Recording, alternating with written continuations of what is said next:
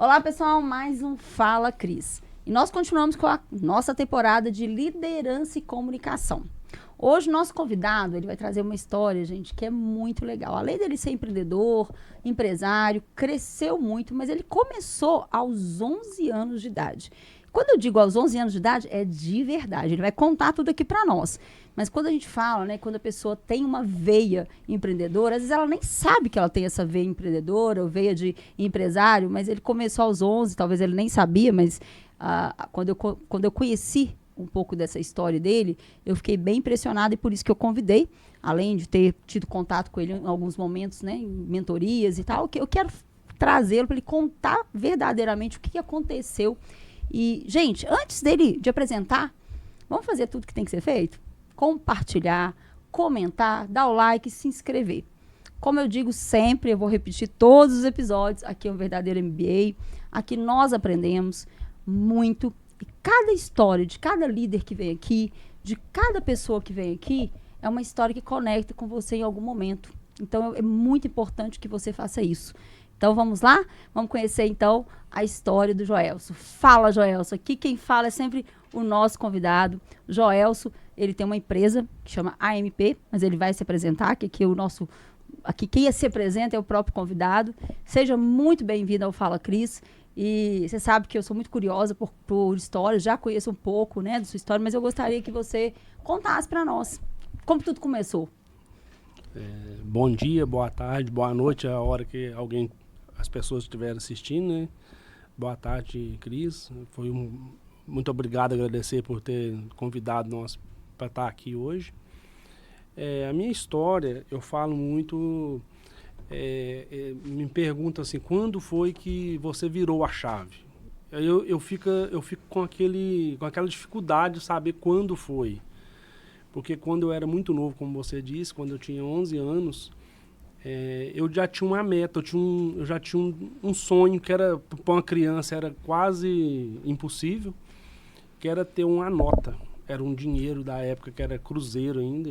Eu queria ter 500 mil cruzeiros. Uau. Aí eu cheguei para minha mãe e pedi esses 500 mil cruzeiros, e ela falou para mim assim, por que você não vai trabalhar? E eu, com 11 anos, né, naquela época não tinha tanto esse negócio de criança não poder trabalhar, então acaba que a vida do empreendedor, do trabalhador, começava sempre mais cedo. Eu não tive dúvida, eu peguei uma caixeta de picolé, aquelas de isopor, aquelas quadradinhas, nem era carrinho, e fui vender aqueles picolé para ver se eu conseguia aquela tão sonhada nota de 500 mil cruzeiros. E eu acho assim que me ajudou muito, que ajudou eu virar a chave, vamos dizer assim, que é a pergunta que muitos me fazem, foi que foi muito frustrante para mim com aquela idade.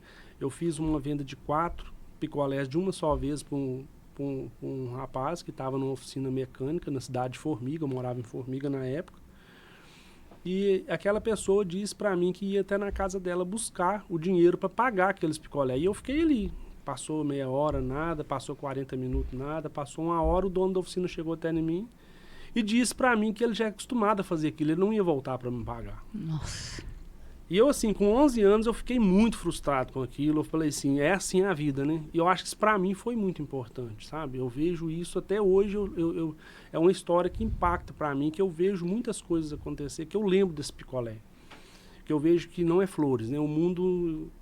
o dia a dia, o negócio, ele não é cheio de flores. É isso aí, é coisa... Tem as frustrações que precisam ser vividas. Com certeza. Então aí eu fui para casa, eu consegui um dinheiro até com meu avô, meu falecido avô, que faleceu em 1996, que foi um grande exemplo para mim, para todos nós da nossa família, que era um homem de muita garra, muita luta, sabe, muita dedicação. Ele me arrumou aquele dinheiro, eu fui lá e paguei o resto dos picolés e devolvi a caixetinha lá e fui embora para casa. Uhum. Só que no outro dia eu falei assim, mas eu vou ter que tentar de novo. Eu não vou poder desistir agora. Aí eu fui lá novamente, peguei a caixetinha de picolé, fui vender aqueles picolé e consegui vender os primeiros picolés e recebi, né? Porque os primeiros, a venda foi muito frustrada. E em pouco tempo, não vou me lembrar aqui se foi uma semana ou 10 dias, eu consegui aquela nota. E aquela nota para mim, ela significou muito, mas muito mesmo.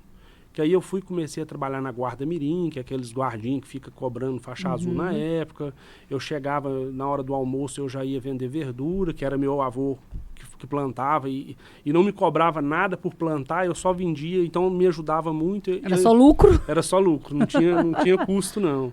Então isso aí me ajudou muito, sabe? Me ajudou muito a crescer, a ver que valia a pena esforçar para ter as coisas da gente. Então, assim, aí comecei a trabalhar em vender salgadinho, e estudava à noite.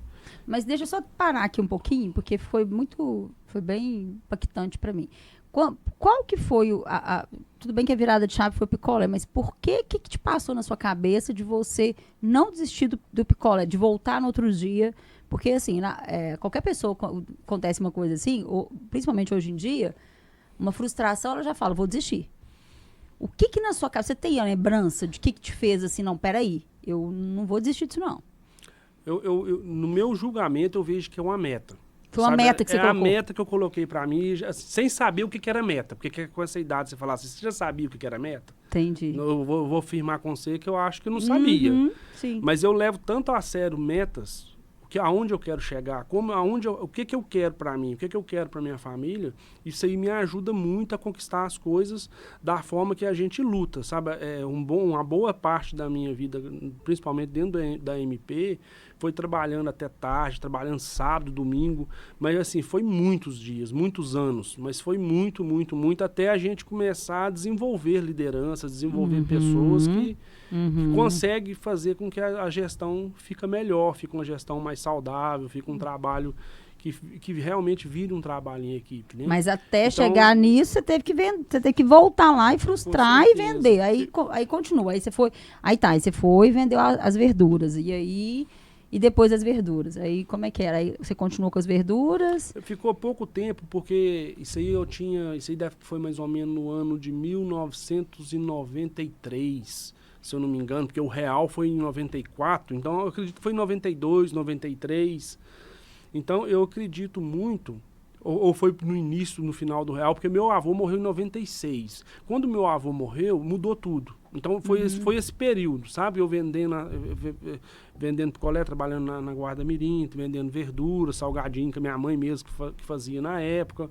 Então, assim, isso aí para mim foi um período mais ou menos de 2 a 3 anos, fazendo esse tipo de função, esse tipo de situação na cidade de Formiga. Aí em 96, com a morte do meu avô, nós mudamos para Pains. Aí foi quando eu comecei a trabalhar na MP. Que era o meu pai, que foi o fundador, né? Tinha o Isaltino, que é irmão dele, e até um saudoso Marcos, que faleceu tem pouco tempo aqui na cidade de Arcos. O Marcos, conhecido como Borrão, foi também uma pessoa também fundamental para a MP chegar onde ela chegou. Para quem está nos ouvindo e nos vendo, a MP significa o quê? Automecânica Pains. Isso. Aí você pensa, uma automecânica Pains, né? Começou como e hoje está como? Começou com um sonho, né, do Edinho, que é meu pai. Ele começou lá em 84, foi para a cidade de Pains, foi trabalhar de mecânico por uma mineradora, onde ele tinha um sonho de ter essa oficina. Com muito esforço, ele mesmo fala que o pai dele, meu avô, teve que esforçar ele muito para ele começar a ingressar nessa vida de mecânico. Ele não gostava, é a idade também, às vezes a pessoa não quer muita responsabilidade. Mas depois ele ganhou gosto para a coisa, sabe? Ele é uma pessoa que, para a época dele, ele era uma pessoa com muito conhecimento mecânico. Ele tinha muito conhecimento, como tem hoje, mas assim, como hoje é muito veículos eletrônicos, veículos novos saindo, acaba que fica um pouco defasado. Então começou lá atrás com o Edinho, e seu irmão também, ele chamou o irmão dele, que é o Isaltino, para a sociedade. Eu acho que logo depois veio o Marcos, e que trabalhou muito tempo, os três, na mecânica e loja. Mas era aquele negócio, ele tinha que fazer o operacional, o administrativo, ele queria pagar todos os incêndios possíveis. Acaba que deixa a desejar numa gestão. Mas foi um exemplo de pessoa, de mecânico, que antes da Automecânica Pains, ela já chamava Automecânica Pains, mas ninguém conhecia ela como Automecânica Pains. Ela era a oficina do Edinho. Era só uma oficina com poucos 200 e poucos metros quadrados, com poucas peças, mas ele sempre dedicou ali, sabe? Aí, assim que a gente chegou de formiga, trabalhei um pouco de funcionário. Eu acho que eu entrei de sociedade, eu acho que foi no ano de 2000, se eu não me engano, 2000 e pouco. Aí entrou mais 3 sócios, que é eu, o meu primo e meu irmão. Aí nós se tornamos 5 sócios. Aí depois fomos trabalhando, aumentamos a loja passou de 60 e poucos metros quadrados para uma loja de 500 metros quadrados. Depois nós trabalhamos mais um longo período nessa loja de 500 metros quadrados. Fomos para uma loja maior, que hoje ela está com 5.500 metros quadrados. E aí estamos ampliando ela ela vai ficar com mais de 11 mil metros quadrados, uma loja de oficina mecânica, que é o estoque, a oficina e tudo, sabe? Então, assim, são coisas que começou lá atrás. Se falar se você começou do zero, eu acho que não. Meu pai, tenho certeza, né? Assim, que a gente já pegou a empresa rodando, uma carteira de clientes, carteira de fornecedores. Isso aí ajudou muito a gente dar início nos nossos negócios. Mas essa sua base empreendedora e empresarial que você falava, né? Que você acabou de falar, você não sabia nem que era meta, isso te ajudou muito, né? Porque, por exemplo, você passar de quantos metros? De 63 é depois, né? Mas antes... Ela era uma oficina. Uma oficina para hoje 500... Quantos metros? Hoje ela está com 5.500 metros. 5.500 metros. Você é um empresário visionário. Com quantos funcionários você está com hoje? Hoje nós estamos com 75 colaboradores. Né? Quer dizer, se a gente for pensar em termos... É uma visão, né? Quer dizer, você tem que pôr meta, você tem que trabalhar gestão, você tem que trabalhar liderança, né? Você hoje tem que trabalhar todos os aspectos ali, treinamento, desenvolvimento de pessoas, todos os aspectos relacionados ao tripé, né? Que até o Marcos fala, que né? Que é pessoas, resultados e processos para ter resultados, que é o que tem que ser feito, porque senão você não cresce. E isso é algo que você tem feito muito bem. Mas isso vamos lá. Então, você lá atrás, lá em 2000. Aí você tinha uma veia empresarial ou você foi adquirindo, você foi vivendo? Como é que foi isso?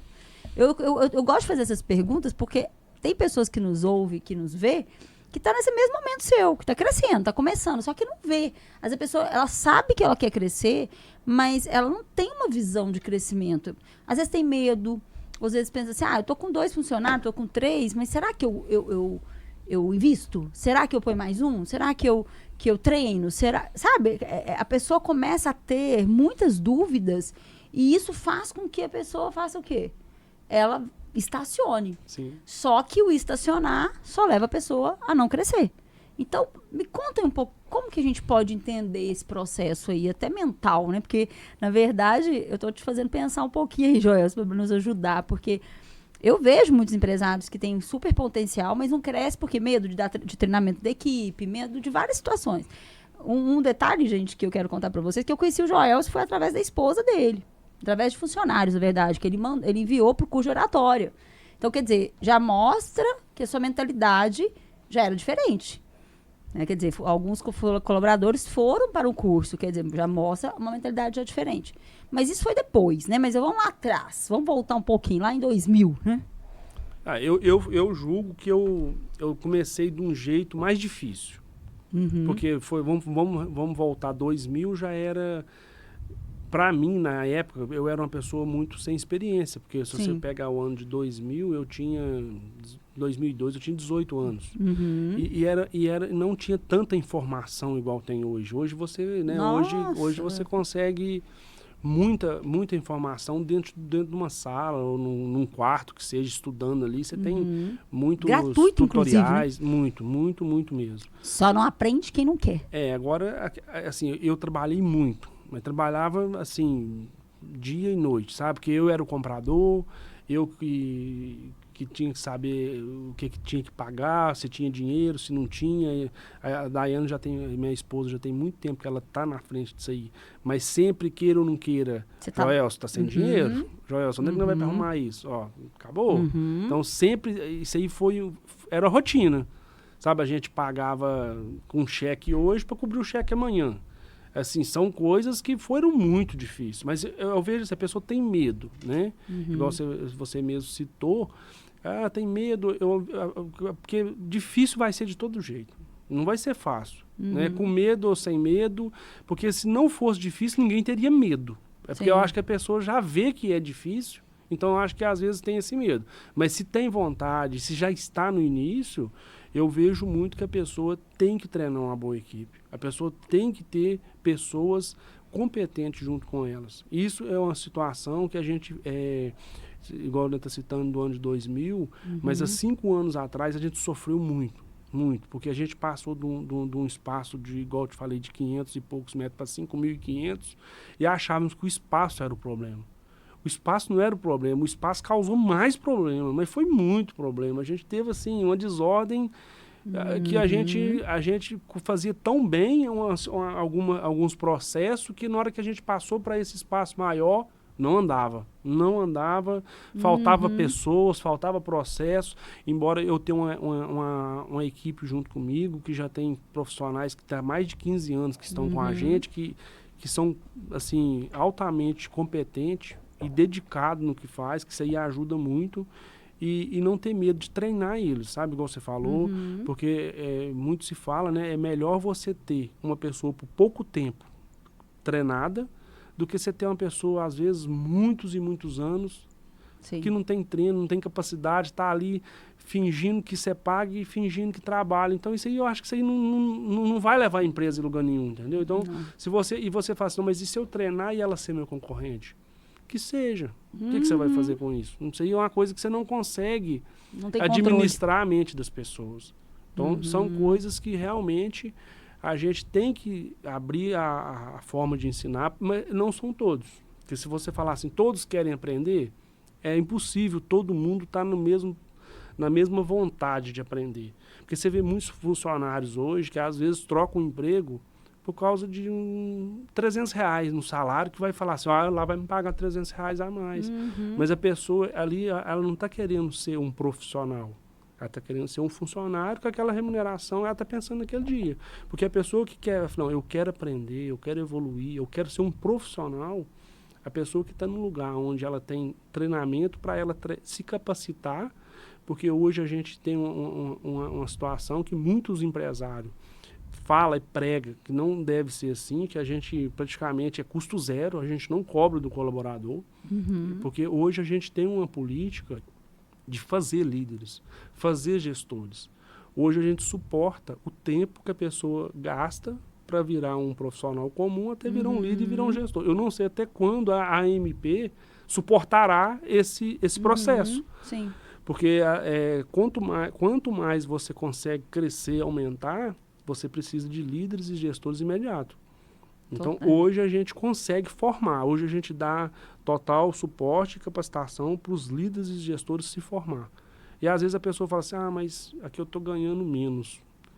Existe o reconhecimento a longo prazo. A gente fala muito lá, e até o Jerônimo, não sei se você conhece ele. Sim, então, assim, nós ouvimos isso dele e é realidade, entendeu? Se ele não for valorizado ali comigo, alguém vai ver ele e vai valorizar ele em outro lugar. Sim. Ou ele vai montar uma empresa para ele, ele vai se capacitar ali e vai pôr aquilo ali que ele aprendeu em prática em outro lugar. E às vezes a pessoa ela está ali, não, mas peraí, me ofereceram ali R$200, R$100 a mais, eu tô indo. Deixa aí, né? Porque não tem como você também segurar ou às vezes tentar. Eu tenho muito isso. Eu facilito muito a saída do funcionário. O funcionário quer ir embora, eu deixo ali. Sabe? Eu não sou aquela pessoa que fala assim, fica. Não, mas vamos rever. Não, eu não... Então, assim, a pessoa quer estar ali é porque ela gosta de estar ali. Ela quer aprender, ela quer fazer parte daquilo ali. Porque a empresa mesmo, eu acho que ela não demite o funcionário. A cultura demite o funcionário, porque ele não quer encaixar naquilo ali que é para ser feito, entendeu? Porque a empresa, ela vai se criando, ela vai criando uma cultura. Isso aí, para nós, há 5 anos atrás, foi muito difícil entender que era assim. Então, acaba que essa virada de chave de fazer uma equipe foi há 5 anos atrás. Então, antes de 5 anos, eu fazia muito trabalho de várias pessoas simultaneamente. Então, eu desgastei muito, sabe? Eu sofri muito para chegar até 5 anos atrás. E hoje a gente, com o conhecimento, com as coisas que tem, que a gente vê, que a gente participa de mentorias, de cursos, né, de mastermind, a gente tá vendo como funcionam as situações, a gente começa a entender que tem que fazer liderança. E os líderes têm que ser capazes de tocar como ali fosse uma empresa deles. Eles, cada vez mais eles vão se preparar, né? Ou para estar sendo valorizado ali, ou para estar seguindo carreira ou fazendo alguma coisa diferente na vida deles. E o que você acabou de falar, eu assino embaixo e concordo plenamente. Não dá, você não segura, até porque a gente não controla ninguém. E ele tem que ter uma visão. Mas como que você vai colocar essa visão? Então, quando você diz que há 5 anos você não tinha isso, é porque realmente era tudo feito você fazia de tudo. Então, só que o que acontece? Naquele momento ali, se a gente entender quem está nos assistindo, que está nesse momento igual você esteve há 5 anos, tem que ter uma paciência. Que é o momento que você vai acordar às 5 horas da manhã, é o momento que você vai trabalhar. Não estou dizendo 5 horas da manhã para entrar na banheira de gelo, não, tá, gente? Né, Renatinho? Eu não entraria, não, misericórdia. Não, tudo bem quem entra, tá, gente? Respeito, mas eu não. Mas eu tô brincando, brincadeiras à parte, tá? Mas assim, a questão tem que acordar às 5 horas da manhã para cuidar da sua saúde física e mental. Aí depois, né, se você não cuidar agora, cuida mais depois do trabalho, cada um com o seu horário, né, com a sua forma de trabalhar. Aí depois você vai para a empresa e você vai fazer tudo da empresa, olhar tudo. Por que eu falo 5 horas da manhã? Porque não dá tempo no dia. Igual você estava crescendo, olhando todos os funcionários, tudo bem que tinha sua família, tinha sua esposa, mas querendo ou não, quem está por trás dos processos, né? Você é da área comercial também, enfim. Então, tem que ter essa paciência. E junto com isso, também treinando as pessoas. Então, quer dizer, não é um processo tão simples. E também o entendimento que ninguém é insubstituível. Aí entra algo que eu falo muito para os meus líderes nos processos de coaching, que é assim, não colocar sentimento na liderança. A gente é um líder, o líder ele precisa ser educador e comunicador. Porque quando você coloca sentimento, você, não é que a gente não possa ter sentimento, a gente gosta da pessoa, claro, mas a partir do momento que entra alguma coisa, que nem você falou, você deixa aí. Quer dizer, por quê? Porque não adianta. Se você não deixar ir, se você não deixar a pessoa embora, o que ela vai fazer? Ela mesma vai fazer coisas erradas. Então, você dá todos os aparatos, você deu ferramentas, você treinou, você fez ali a escola de líderes, né? Eu pude contribuir, né, mentorando você naquela apresentação de cultura que eu vi sua cultura empresarial, eu fiquei impressionado, achei maravilhosa. Quer dizer, você está implantando uma cultura, não é qualquer empresa que tem uma cultura que está implantando, porque implantar uma cultura, pessoal, quem não conhece, não sabe, é algo desafiador. E você sabe que a cultura é todo dia. E ela acontece por 2 meios, né? Pela liderança e pela comunicação. Sim. Então, quer dizer, o que você está fazendo é algo que eu vou te falar a verdade. Ele é uma base que você teve há 5 anos, há 20, né? Mas há 5 ela aconteceu. E aí vamos voltar aqui numa ordem cronológica aqui. E aí nesse processo que você vem implantando a cultura, você vem fazendo os treinamentos, outra coisa que ele falou, ambiência, pessoal. Eu sempre falo, treinamentos, locais onde que você possa buscar pessoas que sabem mais que você. Isso é importante. Sim, porque, gente, o que adianta a gente estar em lugares que a pessoa sabe menos que você? Então, quer dizer, você está num local que a pessoa vai ficar só no negativo. Não, isso não funciona. A gente até teve um podcast antes, gravando que fala que uma líder falou assim, olha, nós não temos conflitos, nós temos encontros. Que é encontros para resolver conflitos. Porque eu achei o máximo ela falar isso. Porque, realmente, se a gente for pensar, e o líder ficar pensando só em trabalhar o conflito, ele vai viver todo dia, porque todo dia tem conflito. Todos os dias, né? Então, todo dia você vai ter uma frustração. E aí, você lidar com essa frustração vai te deixar cada dia magoado. E aí, por isso que eu acredito que as pessoas estão ficando doentes, né? No sentido assim, porque olha, vamos lá, no Instagram, no LinkedIn da vida, olha a empresa perfeita. E a empresa não é perfeita. Não é. Então, assim, é aí que entra, né, o processo de você conversar com outras pessoas do seu meio e ver, não, olha, a gente também passa por isso. Tem momentos que o caixa tá difícil. Sim, né? com certeza. Então, então essa virada... E aí, cada dia, qual os maiores desafios, além, né, de pessoas, dessa... como que tem sido, assim, essa questão da liderança e da comunicação? É mais pessoas ou você acha que é o processo de uma forma geral? Como que tem sido, assim, para você? O mais difícil para mim, nessa adaptação, né, desses últimos 5 anos, foi eu ter que ir treinar. Eu tive que me capacitar. Eu tive que entender para depois falar assim, como funciona. Então, assim, eu dediquei muito, eu dedico muito nesse caminho. Perfeito. De querer aprender para depois querer replicar aquilo ali que a gente já sabe. Então, isso aí foi uma dificuldade muito grande para mim. Então, a gente conseguimos fazer esse aprendizado, porque a gente nunca sabe nada, né, praticamente. A gente tem que... É um eterno aprendizado da vida. Sim.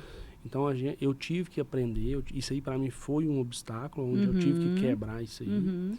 E trazer, né, e convencer as pessoas que também tinham que mudar. Então, nós perdemos funcionários antigos de casa com essa nova implantação. Não foi fácil. Mas eu falo muito com essa trajetória, eu falo muito com alguns gestores que eu tenho mais, assim, a gente tem mais convivência, vamos dizer assim, que hoje o funcionário mais fácil de substituir lá na empresa sou eu. O mais insignificante lá hoje acaba sendo eu.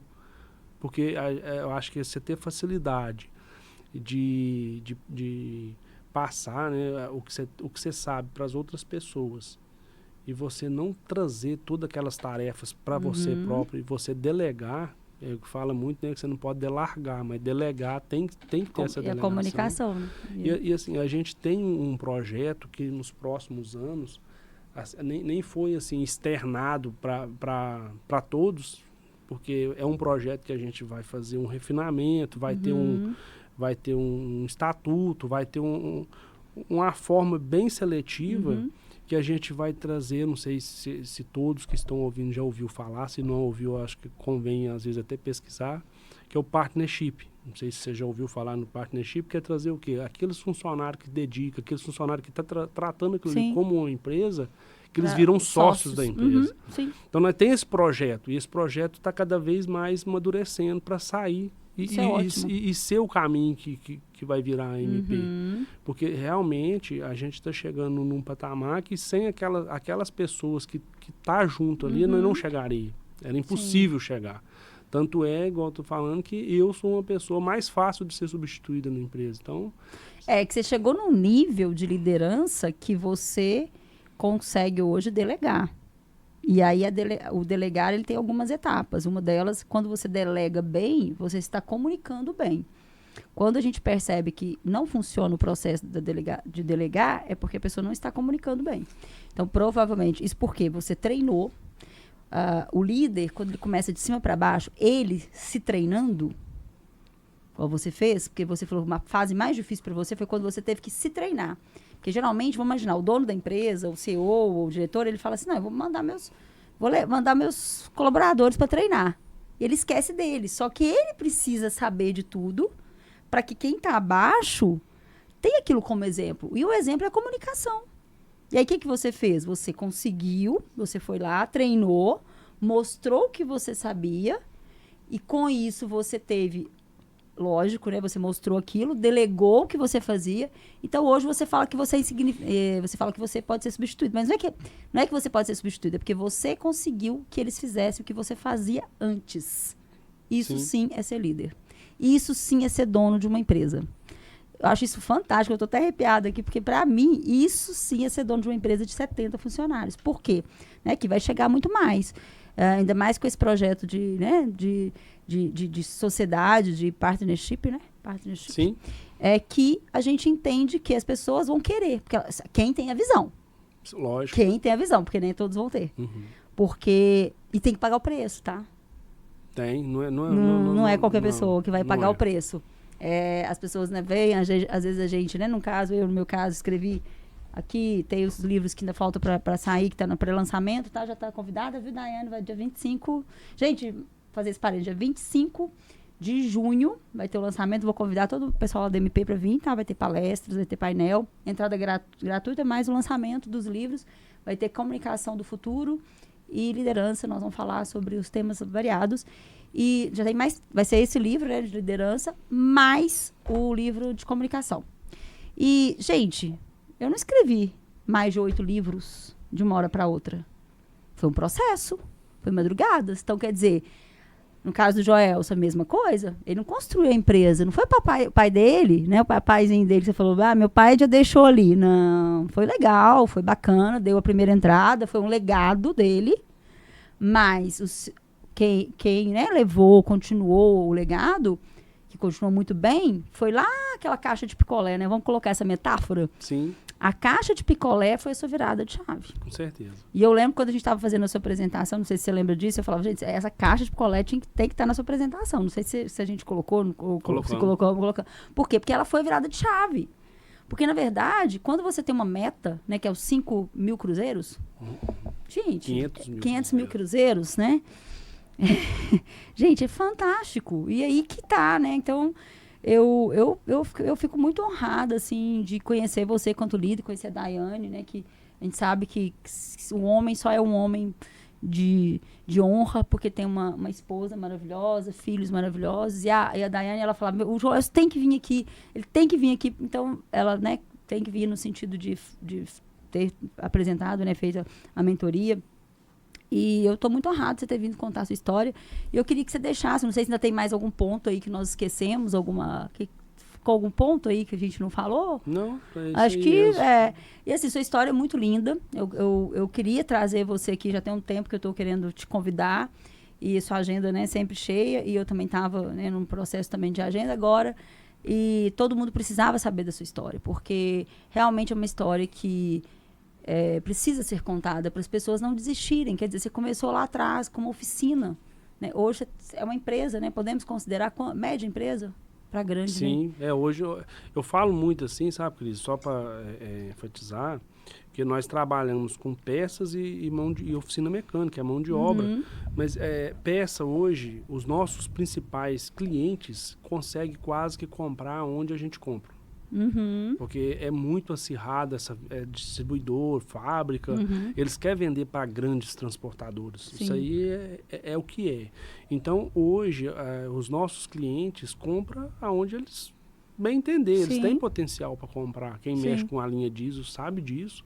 Então, assim, eu acho que você vender peça e serviço tem que ser uma consequência. Sim. Nós trabalhamos muito com isso, sabe? A gente quer o quê? A gente quer fazer tudo aquilo que o cliente precisa, que é um suporte, é uma garantia, é uma devolução, que seja coisas que às vezes é tão difícil hoje a pessoa conseguir, são coisas de direito dele, e às vezes nem todas as empresas estão prontas para atender de forma digna um cliente, para o cliente ter uma experiência legal, sabe? Ele ter uma experiência, ele ter um sucesso ali no atendimento.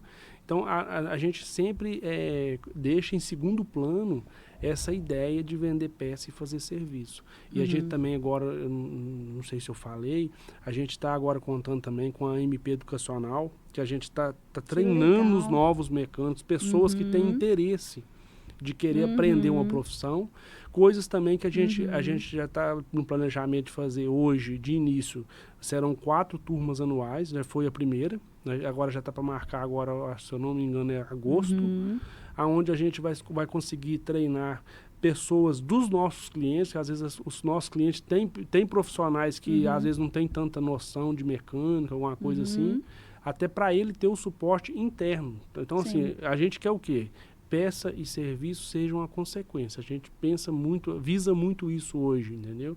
Que é dar um suporte à altura e também trazer novos talentos, igual a gente vê o mercado clamando por mão de obra, né? Porque não tem mão de obra. Então, E assim, aí você viu a oportunidade. Não tem mão de obra, vamos fazer a mão de obra. e é árduo, assim, a gente vê igual tem pessoas dedicadas para fazer isso acontecer. Isso também não nasceu da noite para o dia. Isso aí foi uma consultoria lá há 5 anos atrás também, que nós plantamos essa ideia de fazer um CDC, que é o nome que eles batizaram, que era um Centro de Difusão do Conhecimento. E agora, depois de mais de 12 meses, quase 15 meses de dedicação, porque teve que montar, teve que fazer um curso que ele é chancelado pelo MEC. Então, é uma coisa bem profissional, não é uma coisa que a gente falou assim, a gente sabe ensinar e vamos ensinar, não é? Sabe? Então, a gente procurou... Teve um passo a passo ali. Que a ideia é que vira um diferencial para o cliente usufruir isso aí também. Ótimo. Tá vendo, gente? É mais um aprendizado. Quer dizer, se você não tem, faça acontecer. Quer dizer... Eu não tenho a mão de obra, tá bom? Todo mundo reclamando que não tem mão de obra, aí vamos então fazer acontecer e vamos formar pessoas para isso. Sim. Quer dizer, é porque o ser humano está acostumado com acomodação, né? E aí que tá. Sair dessa zona de conforto, brinquei aqui dos 5 horas da manhã, mas realmente é passar madrugadas, é estudar o seu negócio. Talvez no princípio sim, vai ser mais doloroso. Hoje, depois de um certo tempo, não. Depois você passa a ter uma vida mais tranquila, viajar, ficar mais, né, deixar a empresa andar mais sozinha.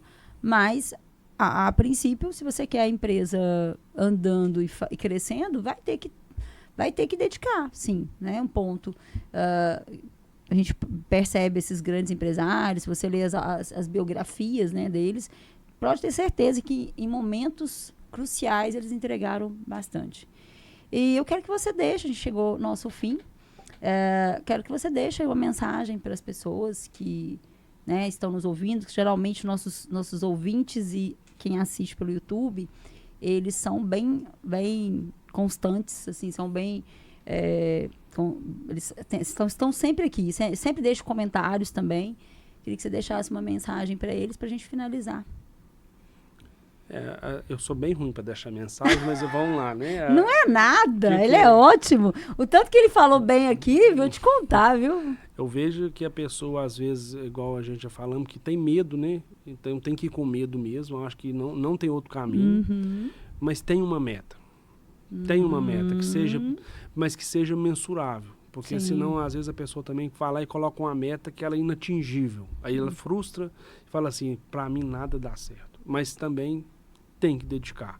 Então tem uma meta e vai com medo mesmo, porque senão, sem essa meta, você não sabe aonde você está, você não sabe aonde você quer chegar. Então, a partir da hora que você tem um objetivo, um foco, fica tudo mais claro. Mais fácil não, mas mais claro sim. Então aí você sabe, consegue medir o que falta e quanto tempo falta, às vezes, para você atingir aquele objetivo. Muito bom, ter clareza, né? Quando a gente tem clareza, isso fica, né, abre os horizontes aí para o que você deseja. Com certeza. Até para Deus, para o universo, porque que você acreditar, porque quando você vai pedir, você vai falar assim, mas você quer o quê? Né? Então, até naquele momento que você está ali na sua reflexão, eu acredito muito de você estar no momento ali, você escrever, você ter aquele momento só ali e falar, não, eu quero isso. Onde que eu vou chegar? Então, isso é muito importante. Amei, Joelson. Foi muito bem. Né? Assim, para mim foi assim, fantástico. A gente aprendeu muito. Tenho certeza que quem está nos ouvindo, está nos assistindo, assim, simplesmente vai conectar muito com a sua história e vai entender que realmente o que é necessário e vai tirar alguma coisa dessa história. Eu já aprendi aqui, já escutei suas histórias várias vezes, engraçado, e eu já tirei outras coisas dessa história. Porque a história é assim, cada vez que a gente conta, quem escuta, pode escutar 10 vezes, aprende alguma coisa diferente. Então, muito obrigada mesmo por você ter vindo. Foi uma honra de você tirar seu tempo. Eu sei que seu tempo é super escasso mesmo, né? Porque um líder que faz o que faz, tanta coisa. Então, eu quero te agradecer a Daiane também por vir, por sempre apoiar. Então, gratidão imensa. E aqui as portas estão abertas aqui, tá? Obrigado. Eu Até a próxima, pela oportunidade. É isso, muito bom.